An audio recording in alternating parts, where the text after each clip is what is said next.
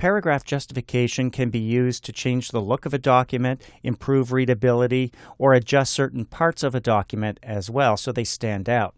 We're going to explore paragraph justification using our No Obstacles HR1 doc. And as you can see, we're looking at page 1 here where we have 2 lines of text, our title, which seems to be flush with the left margin or left justified. We might want to change this to center justification, let's say. To do that, we simply select our text. Let's go into the left margin.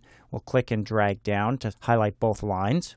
The quick formatting that pops up here does not apply to paragraph justification, so we need to go to the paragraph section of the ribbon with the Home tab selected. In here, you'll see 4 options: left, center, right, and full, or what we call justify. So let's go through these. Right now, the first one is selected or highlighted, indicating that indeed our 2 lines are left justified. The keyboard shortcut to make that happen is Control-L. As we hover over this, you can see left alignment is most commonly used for body text and does make the document a little bit easier to read. This is a title, however, so as we move over to the next icon, you can see the keyboard shortcut for centering is Control-E. And this is great for formal appearance, such as what we would see on cover pages, quotes, and like we have here, titles or headings. So let's give it a click. Now you can see both lines are centered between the 2 margins. Now we're using default margins of 1 inch here, so everything is centered on the page between those equal margins.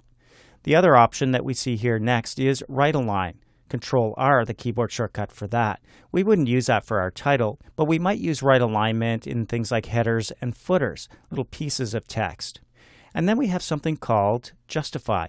I like to call this full justification. Control-J is the keyboard shortcut. You'll often see this in newspaper columns, for example. Creates a clean, crisp edge, and it does make it a little bit more difficult to read, but easier to look at on the page. So let's move down to the second page of our document, where we do have a letter to our customer. We'll click and drag over all of this content to select it.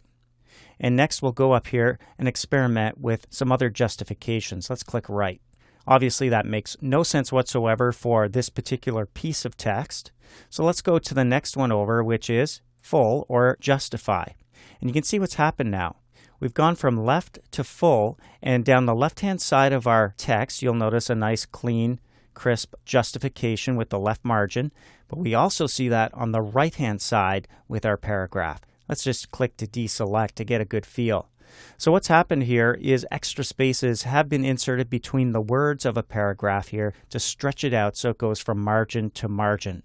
Not keen on that. You'd rather have the old formal look. Let's reselect our text and go back up and select left justify, or use your keyboard shortcut, Control-L.